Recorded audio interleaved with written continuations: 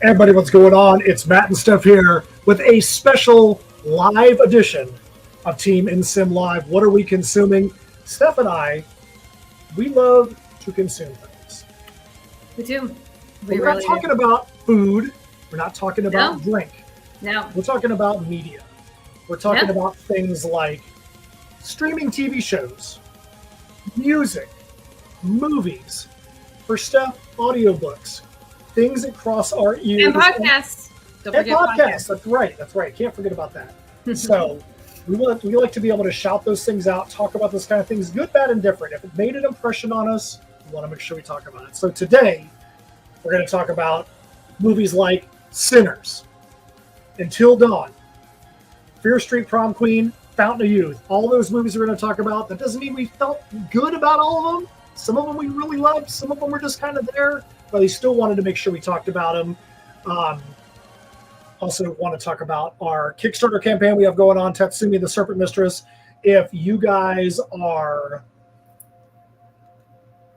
out there and you have not backed, you know what? Let me go remove that media from the screen real quick. Hold on.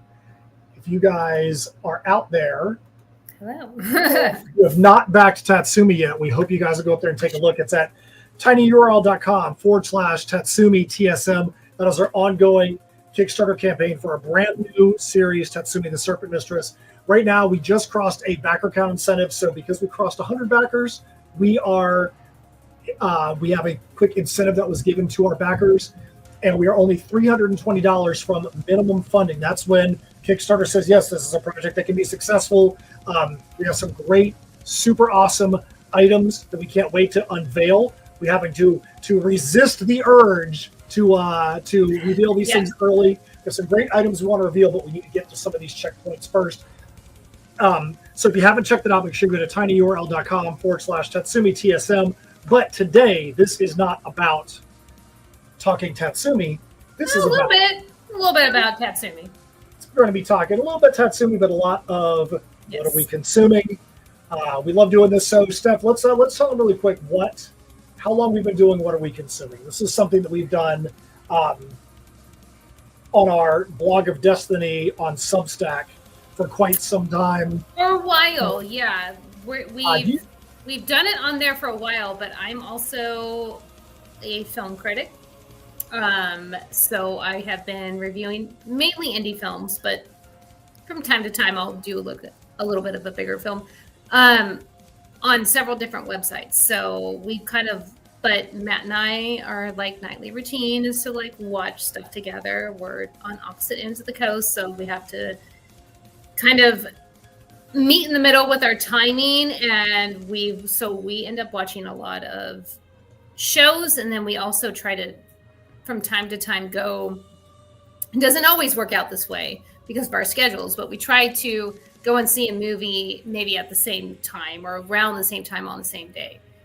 We do what we can, but we also have been able to see some movies together in person when I've been in Florida and actually when Matt's been here in California for events or whatever. So, and part of the reason for this is because being involved in pop culture, doing panel hosting and emceeing at shows, we kind of need to make sure we keep up with this, because if you go on stage and you are talking to a celebrity and you're like, oh, what's your favorite food? And you know nothing about this person, it's not good. You need to be able to be up on current events. And with a lot of the conventions we do, current events is movies and TV shows and media. So it just kind of all rolls into one there. So today, the first thing we wanted to talk about, we actually went over what these things are we wanted to do. We said, what's the first one we want to talk about? We wanted to start right off the top with something great. So the first thing we're going to talk about, we're actually going to pull up the Rotten Tomatoes screens as well. So we want to, let me see where my present tab is here. Sorry about it.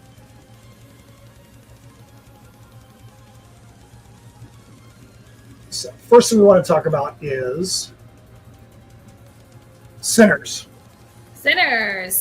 So this was an interesting one because I want to say, and time is a construct, and we're so busy that I don't remember, but I feel like I saw this opening weekend. I'm almost 100% sure I saw it opening weekend. Either way, it doesn't matter. I saw it very early on in its release, and I saw it with a group of friends and texted Matt about it afterwards, of course, because, you know, we talk about everything, and he knew that I was going to go in and see it, and I was very curious because the hype for this movie, it's really interesting with this movie in particular. Ryan Coogler is at this point, especially after this movie in particular, he is, you can't even say up and coming anymore. He is a prolific director in Hollywood right now. He is making some of the best movies in Hollywood over the last few years. So Matt and I, when I think that we were seeing, I can't remember what movie we were seeing, but we actually saw the trailer for this movie, and it was Until Dawn. I think it was either Until Dawn or it was maybe a Woman in the Yard. Out after this, we were together when we saw the trailer. It was the woman. So, it was the Woman in the Yard. So it was the Woman in the Yard. Anyway, regardless, Matt and I were together when we saw the trailer for this, and we were like, "Man, that looks really cool." I'm like, "This is right up my alley." I freaking love that genre, like the South and like the it's more like 1930s, but like 1940s. Anyway, very intrigued. I went to see it, and I kind of went in. I didn't know much about it, other than I'm like, yeah, it kind of seems like it. Maybe there's vampires, and I was blown away. Texted Matt immediately afterwards and was like, this movie is going to win all of the awards.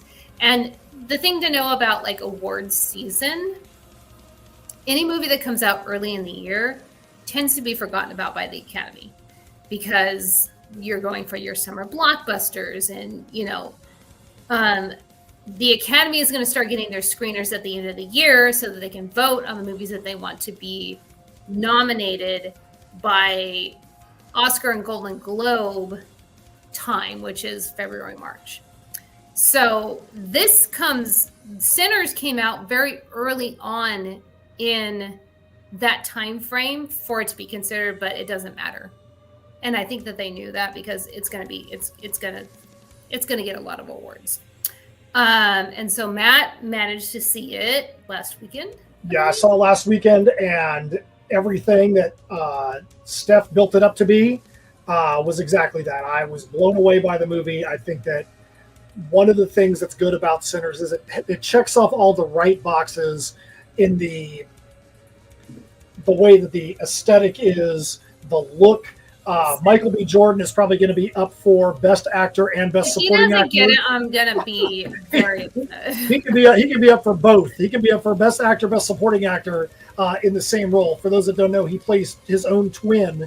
He plays twins. He plays twins. It happens in Hollywood, but it is very difficult to do. And honestly, if you didn't tell me, I would be like, wow, they picked an actor that looks a lot like him, because you cannot tell. Yeah. Like, and if you guys have seen this movie, in the comments, feel free to jump in there and let us know what you think. One of the things we try to do is we try to not spoil movies, spoil things like that when we're on doing any kind of talking about stuff.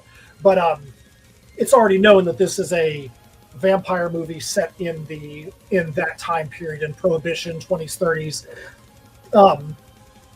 In the Deep South in Mississippi. Yeah. We always say we want to create characters you can relate to and universes you want to escape into. And for that movie, you really feel like you related to every single character there, whether you could relate to anybody in the Deep South Mississippi or not. The characters felt very relatable. The aesthetic was just so incredible. Which is really cool too, because these characters, and not to give too much away, but these are characters that went to war and then kind of got caught up in some shenanigans, like some mob related stuff, got some money. Whether we don't know, like it's left very ambiguously whether they obtained that money through correct ways or not. Either way, they return home to their roots and want to open a juke joint, and it goes from there. And so it really is kind of like two halves of like a story, where you get like a very large introduction to this family and the people that they're associated with, and then the horror aspect comes in kind of halfway through the film. So, but it works. So, it works, and that's why everyone's talking about it. If it didn't work, people wouldn't be talking about it as much. So real quick in the comments, we got Mordrax Places saying, "Hey-o." Lupita Fabella says, "Hello, much love to y'all." Anthony Castro from Rabbit says, "Love you guys." Thank you. We did pull up the Rotten Tomatoes screens because we wanted to make sure that, I always want to get to watching. Look at that. I'm always like, oh, look at that. One of the boys is up in here. Christian Alexander. What's up? What's up? It's one of the boys. So Rotten Tomatoes. Score. And by the way, like Cinema Score is like one of the other ones. I think Sinners is one of the first movies to ever get an A+.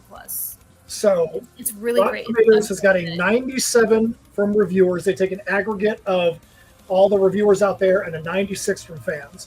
That's one of the highest scores I have ever seen across the board. By the way, if something was to happen and we were to cut off on this, it's because there's a storm that's brewing outside. I can hear it starting to blow sideways. So if I get cut off, that's going to be why.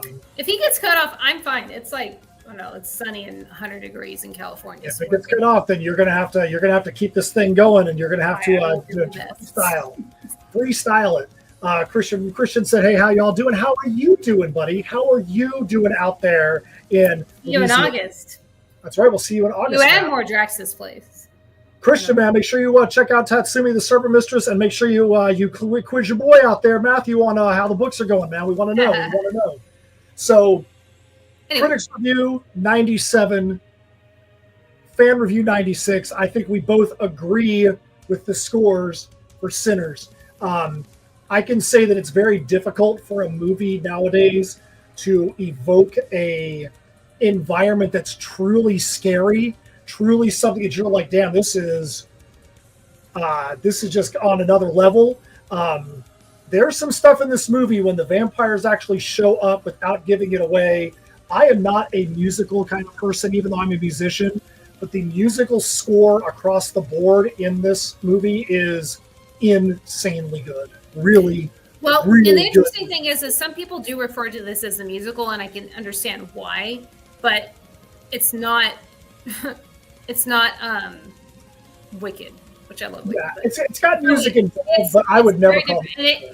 I may be a little biased because I do love bluegrass. Like I love the sound of it and the roots, but the music plays a big part in the actual story. It's not like people just suddenly break out into song in a restaurant or something like that. The music is a part of the story itself, and again, we're going to go very low on the spoilers here, but the way that they depict the vampires is very cool because there's some aspects that are very traditional, and then there's some things that are very different that you haven't ever seen before. So it's worth seeing. It really is. Ryan Coogler is probably one of the best directors in Hollywood. He's going to continue to ascend up. I say that as a film critic. Michael B. Jordan is incredible in this, playing twins and giving them separate personalities. The supporting cast is amazing. You got Buddy Guy. Like, it's just, go see it. And if you haven't seen it, without spoiling anything, don't leave early, because this is a typical all the way to the very end. It's typical Marvel movie where you have a couple of scenes at the end. So without staying too long on Sinners, because there's a storm brewing in Florida. Yep. So Lupita said, "Hey, I sent you a message, Matt, about Epicon Comic Con Saturday. I'll message you afterwards. I do have an appointment in the middle of the day on Saturday, but I'll talk to you more about it. I didn't know you had that going on. So I'll message you afterwards. We'll see what's going on with that show." So next up, we're moving on to a movie that we definitely feel quite differently about, and that is Fear Street. Oh, look at that tomato meter score. So right off the bat, the tomato meter, we wanted to do the tomato meter after the fact, but tomato meter has 27 from critics, 27 from fans. Honestly, that's really bad. I can tell you though, honestly, I'm surprised that it even has that rating, because no, that seems about right to me. That's about right. Okay. As a writer, as a creator, one of the biggest rules is whatever the rules of your universe are, as long as they make sense within the universe, then that's fine. This movie, the first three Fear Streets all had their issues, but they were good movies in a They're sense. fun. This one, on far too many levels, had me going, why did they do that? What's going on with that? I mean, if you're somebody that just wants to see kills and you're somebody that just wants to see creative ways for there to be ways that people are going to become unalived, so to speak, I can see how somebody might like this. If you're somebody that wants a movie that's got a coherent, understandable, believable, original script, this is definitely not the movie that you want. What do you think about and it's important to note that Matt and I, like we do often, we watch this together via video chat. And so if it's like a really, really good, if it's one of our favorite shows or movies, it's really engaging, then there might not be a lot said back and forth. This is one of those things where it was a little bit Mystery Science Theater 3000, where it's just a running commentary the whole time that we're watching it together. And so, yeah, like the first three Fear Street movies are fun. I didn't have an issue with them. I love the summer camp vibe. It's one of my favorite vibes. So I loved that one for what it was, because they really leaned into that. I remember reading the books when I was younger. I don't know what happened with this one. It's like I don't think that this needed to be made. Or if it did, it should have been made with the other three in the same style. To me, I think one of the biggest problems that a publication or a publication of any kind can have, whether it be a book, a comic, a movie, a TV show, when the only justification behind a decision that's made is because the director said so, that's not a good justification. Yeah. That's not the justification you want. And in this movie, there's far too many decisions, like, without spoiling it, why would there be basically a boiler room underneath a high school? Why does a high school have It was really weird. We were like, what? Why does a high school have every single door unlocked with the lights off at all times? Why would the killer, who we will not name, we will not hint at, why would the killer need to have an office set up in the boiler room with a yearbook to cross off the people that they are going to be killing? I'm like, that doesn't make a damn bit of sense. I'm sorry, but it was like there were too many things like this. And then Steph, her biggest comment, I'm going to let you say it, you had the biggest reaction to the special effects in this movie. Oh, yeah. Or the lack thereof. Let everybody know what you're feeling more on that. And let me preface this by saying that I am a film critic. I review a lot of films. I review mostly indie films, which I love because I want to give those films, I love to support indie creators. I want to give them a voice and have their projects heard. So when you are watching an indie film, there's a little bit of leeway because they don't have the budget that Ryan Coogler has for Sinners. So you cannot compare the two. You have to have a little bit of understanding that they did the best with the budget that they could. Now, Fear Street probably had a higher budget, not Sinners or Avengers budget, but somewhere in between. They are not an indie movie. This is a major franchise at this point in time because the original trilogy did really well on Netflix. And I love practical effects. Anyone that knows me as a movie fan, a movie lover, a film critic knows that I love practical effects. If a modern movie is going to use practical effects, I'm going to give them, I'm going to love it a little bit more. I'm sorry, I just do, because I grew up with those types of movies, especially if it's done well. However, Fear Street tried to do that and failed miserably. I'm sorry to say. I just have to say it. There were several moments, and when I mentioned it to Matt, I said, this looks like, and I'm not even kidding. There are a few moments where I'm like, this looks like they bought it at Spirit Halloween. Yeah, and when I said that, he laughed because he knew it was that bad. Where I'm like, you guys could have done better.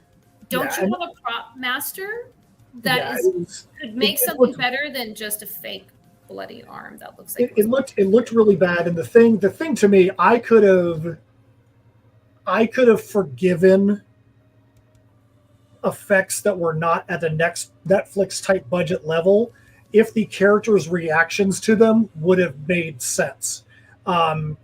If if you have somebody who gets both hands cut off, they're not going to go try to do something with their bloody stumps. I mean, you're going to be in pain. You're not going to, so I'm like, you're not going to be able to do that. There are some scenes where, without spoiling things, where there's what people think might be a decapitated head. That's what you as a viewer are supposed to think. Not one person in there reacts as if they react right off the bat as if they know this is a prank. And you're talking about this happening in a town with a history of serial killing. And everybody acts like this is no big deal. Like right off the bat, it's like they really spoil it. There were some characters that kind of didn't go anywhere. People that you thought could have played a bigger role in it. My biggest thing too is that we just talked about with Sinners. You want to create characters you can relate to, universes you want to escape into, and there really wasn't a whole lot of characters that you got behind. There was like one character for 5 seconds showed some humanity. The main character, you had to support them because the director said so. Everybody else was just kind of like, they were just there. What do you think about that? Was there any character you really got behind in this movie?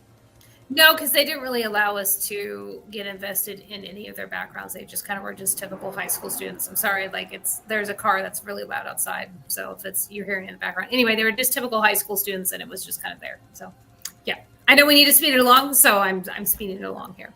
So Fear Street on Rotten Tomatoes has got a 27 fans, 27. That should tell you everything you need to know. Yeah, and sometimes those numbers aren't right, but yeah, it's a rough movie. It doesn't mean that people didn't try. It doesn't mean that there wasn't, that the actors weren't doing the best they could with what they had, but definitely feels like a big miss to me. All right, so moving onward. So next up, if you guys are in the comments, if you've seen any of these movies, feel free to put your comments. If you agree with us, if you disagree with us, that's okay. We want to know because everybody's got a different opinion. Obviously, if it's a 27 from critics, 27 from fans, that means 27 people out of 100 disagree with the people that don't like it. It's different. I mean, when we commented about it on Facebook, there were some people like, "Oh, I liked it," and that's great because sometimes you just need just a movie to put on in the background and just kind of have it there. You're just going to turn your brain off and watch it. So, yeah. So next up, we're going to talk about Until Dawn. So our next two movies, we're gonna kind of talk about them together in a sense. You've got Until Dawn as a horror movie, and you've got Fountain of Youth, which is a Netflix adventure treasure hunt movie. I think it was it Netflix or was it might have been Amazon. I don't know what it. I don't know. One of those streaming services. Yeah. So these two movies are best, in my opinion, if you treat them as popcorn movies.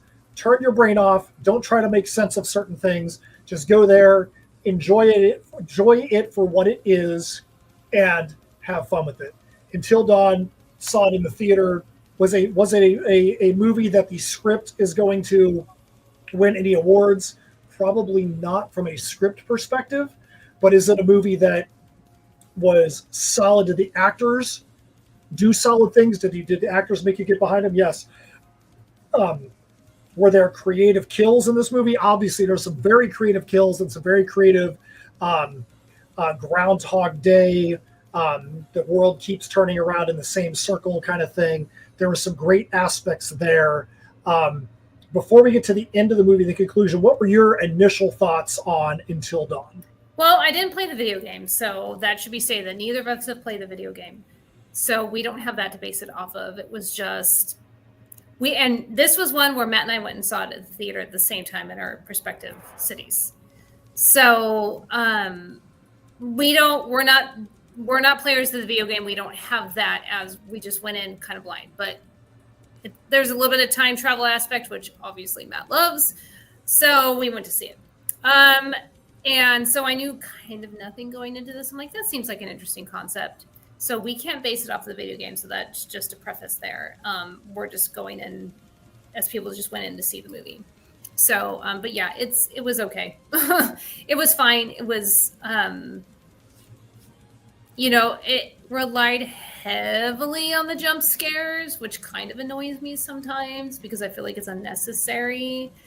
If it's too heavy-handed, I love a good jump scare is great, but they really, really tried hard to do it, and it comes across as too obvious and too much, too heavy-handed. Like I said, Yeah, when they do jump scares so much that you're like, okay, there's going to be another one coming up. There's going to be another. I'm one. like, listen, this isn't a haunted house attraction. I'm sitting in a movie theater. I just want to watch the movie. I don't want to jump every like minute. That's annoying. After a while, it becomes annoying. It really does. The thing about it, so Tammy Reese Kane in the chat says, yes, Until Dawn was entertaining, but not a great one. I enjoyed it for fun and creativity, but yeah, agreed. The problem that I had with it, and again, this is probably because I'm not a video game player, is that when you got to the third act, it felt like it tried to go through too many video game scenes too quickly because of the way they tried to resolve things. And so by the time you got to the end, it felt like a very odd conclusion.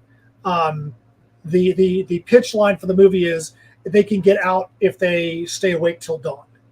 You know, obviously the name of the movie, Until Dawn. But it just felt like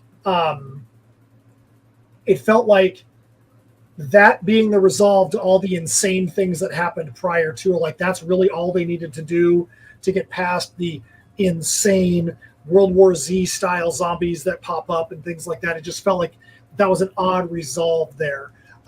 Again, it was an interesting movie. It was acted well. The kills were well done. Those things were really well done, but it just felt like it was a little disjointed when you got to the third act. Do you agree with that? Yeah. The third act was a little. It was fun up until then, and the third act, which is very typical for movies like this, it kind of became a mess.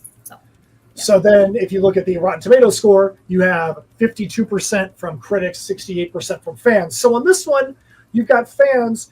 It's typical for Rotten Tomatoes. Yeah, a little bit more with Tammy Reese Kane there, where she's like, it was fun, it was enjoyable to go and watch it. It wasn't bad. It just was kind of, Yeah, it wasn't a bad movie. It was definitely one I could see. I know when we did the most recent Spookala show, they had a presence.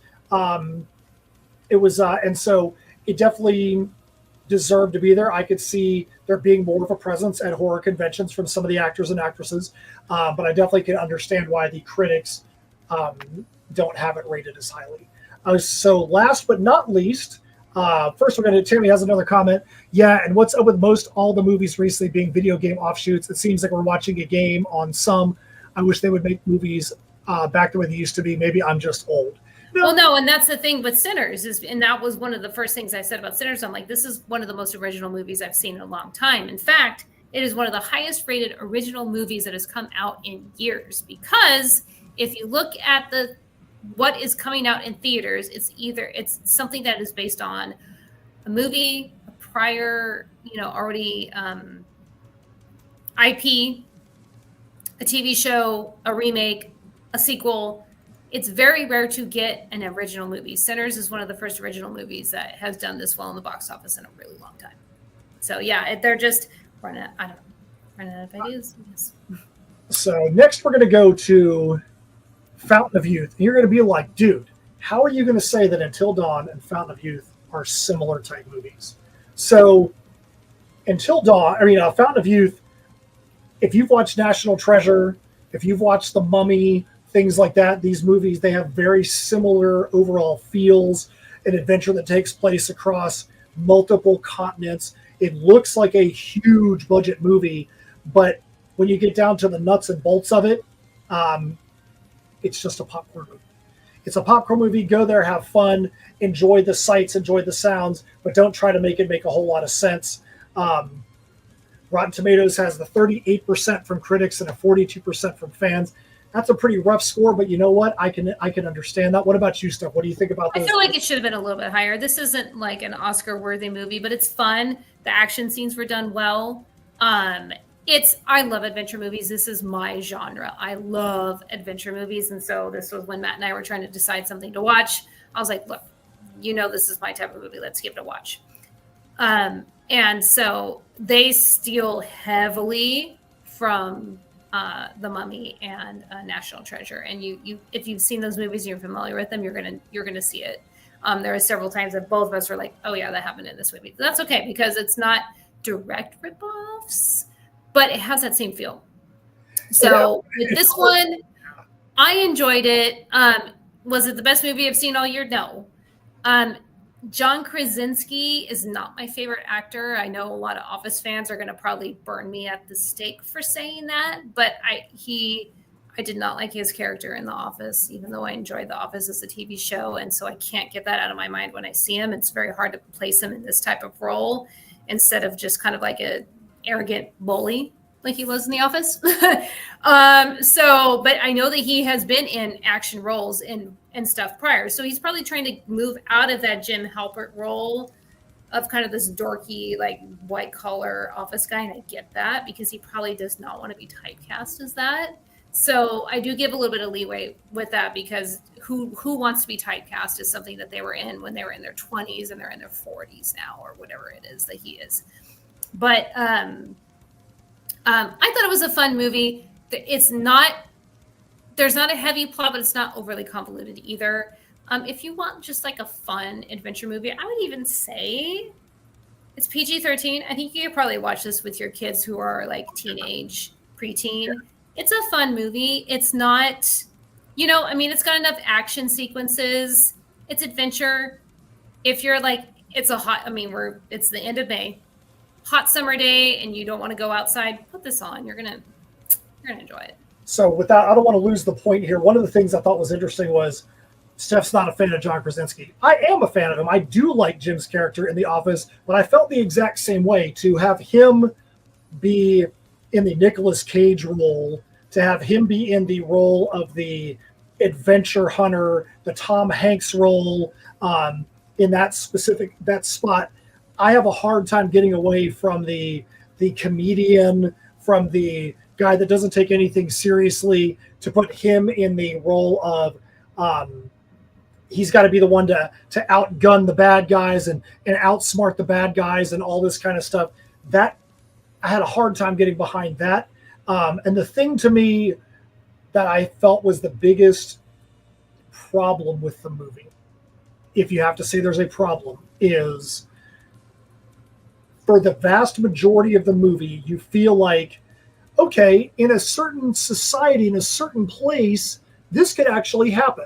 Do we know that there's, a basement of this big thing? Do we know that there's this? We don't, but you know what? If our world was just a little bit different, maybe all these things could physically happen in the real world. Then you get to the end of the movie, again, not going to spoil anything, and for 15 minutes, it's now a supernatural movie.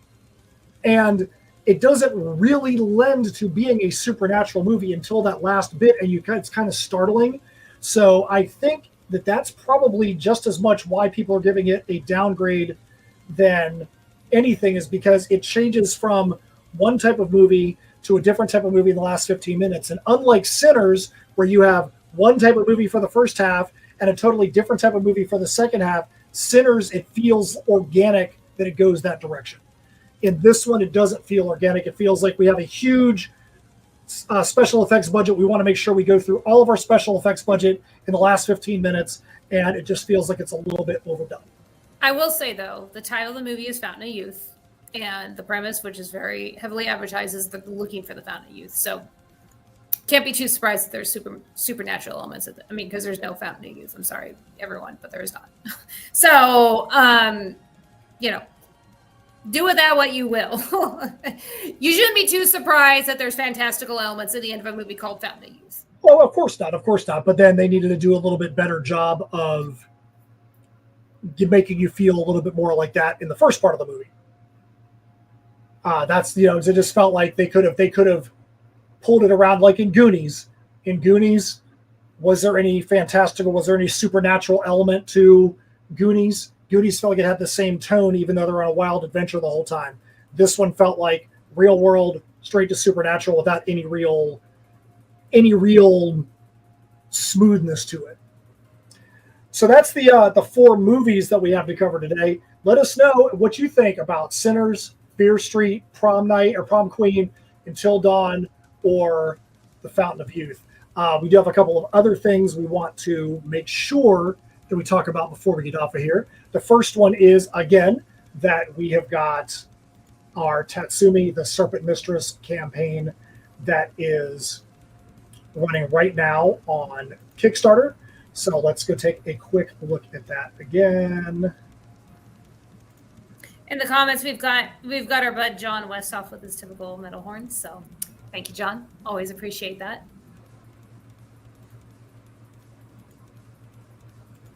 All right, so Tatsumi, the Serpent Mistress, we've had a good last couple of days. We're at 3180. That's $320 away from our minimum funding level. 104 backers. I really appreciate everything you guys have done to get us to that level right now. That's $320 from minimum funding. Why do we use the phrase minimum funding? That's because that's just when things really start. We used to try to make it where our minimum funding number was what we could reach in the first 2 days. That's not where we're at in the Kickstarter world anymore, but we'll do that in the first 2 days. So now it's just like partly through the campaign, because when we get to that, then we can add on stretch goals. We can add on fun things. I'll scroll down the page here really quick, and you can see that when we got to 100 backers, we added on the Stabity sampler. So everybody, whether you're a digital backer or a physical backer, you're all going to get a special sampler from Richard Rivera that's got some pieces of Stabity Bunny and pieces of the offshoot Stabity Ever After in this special sampler he's going to provide. So everybody's pledge is going to get that.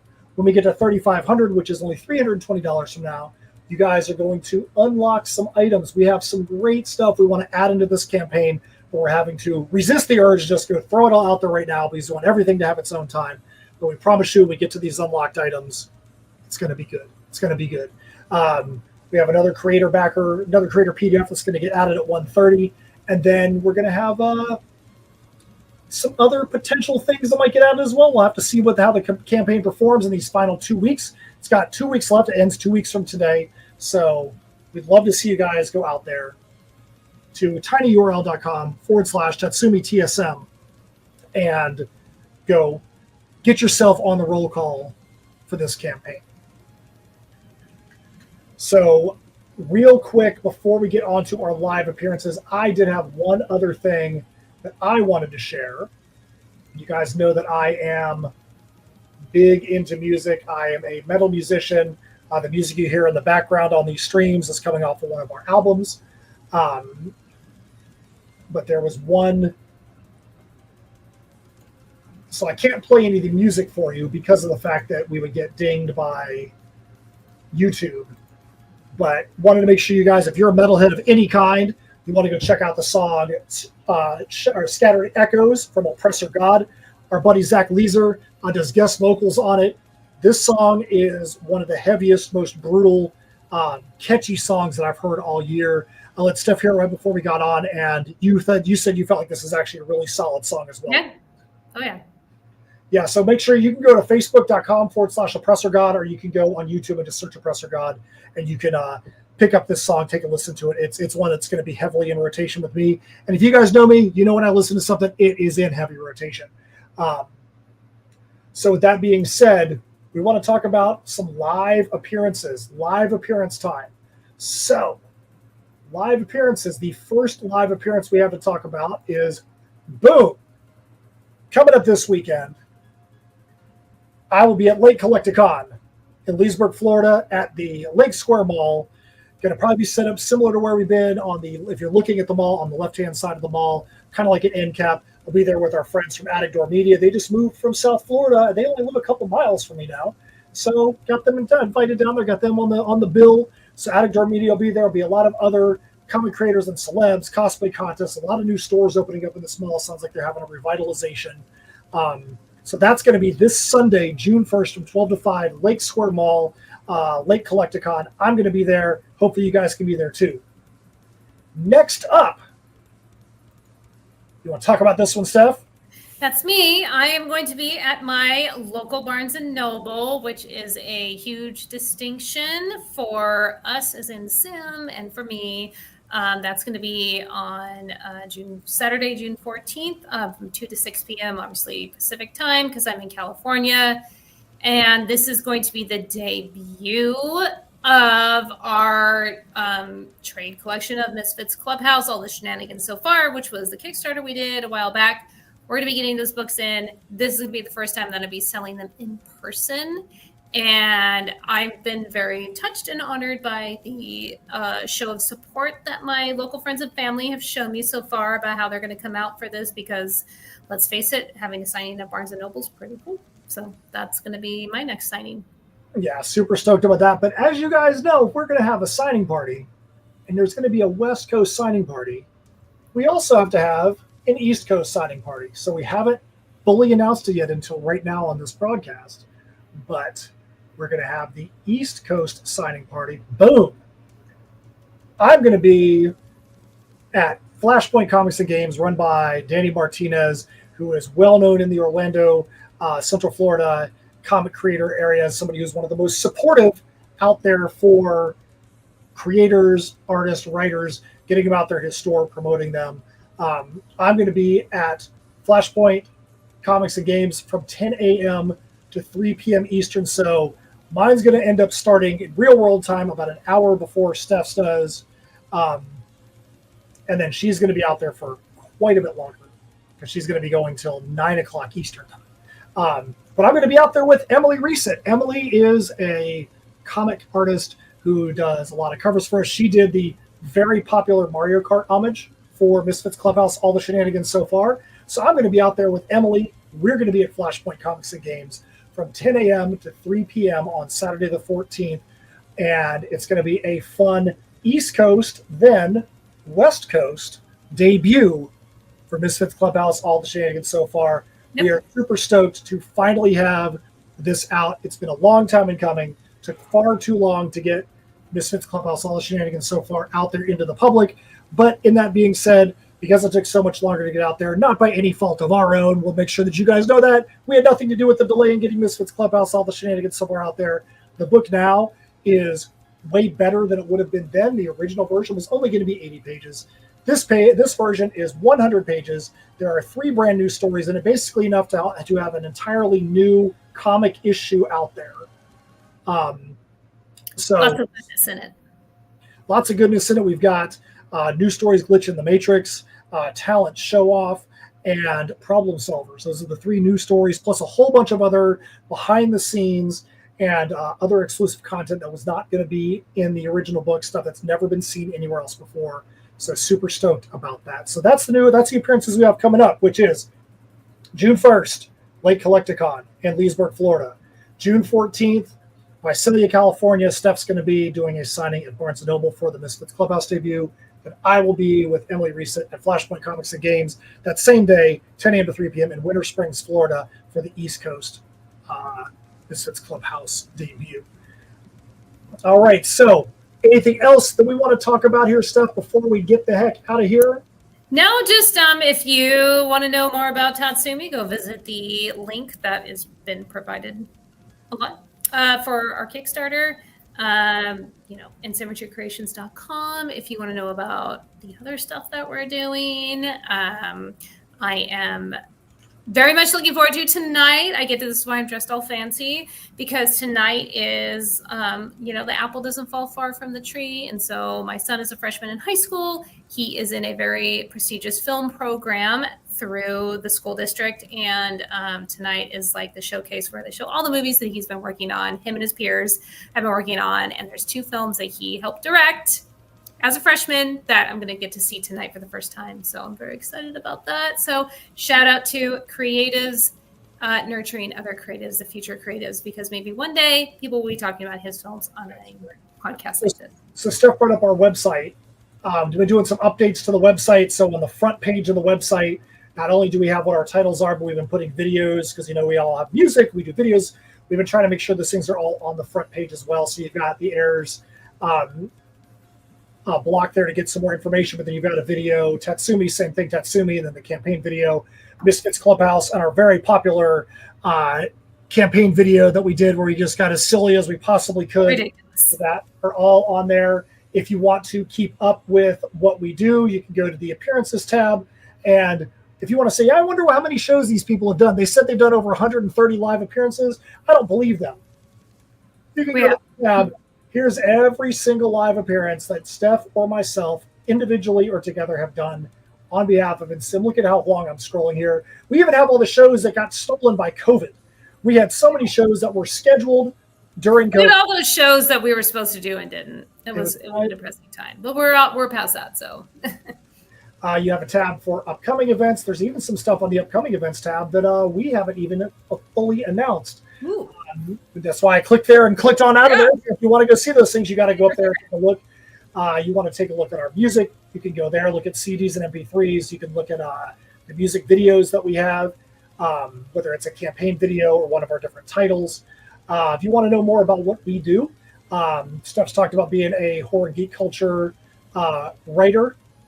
There's a tab under Who Are We that lists out every single article that she's ever done, which is nearing 100 for all these different sites. You can go up there, you can go read all her different articles, all the different titles that we've done.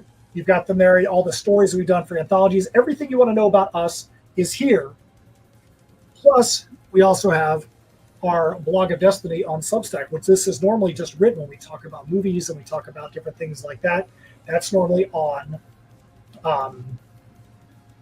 our Blog of Destiny on Substack. So you want to go there, become a subscriber to the Blog of Destiny. And so that way you can hear what we want to talk about all the time. We always have little things that might come up that may only get shared there. All right, so I guess you've already covered it all. Although if you want to go to linktree.com/InSymmetry Creations, please make sure you go up to tinyurl.com/TATSUMI TSM. That's TATSUMI TSM. If you're not a supporter, not a backer of the TATSUMI campaign, every dollar helps. Every backer helps.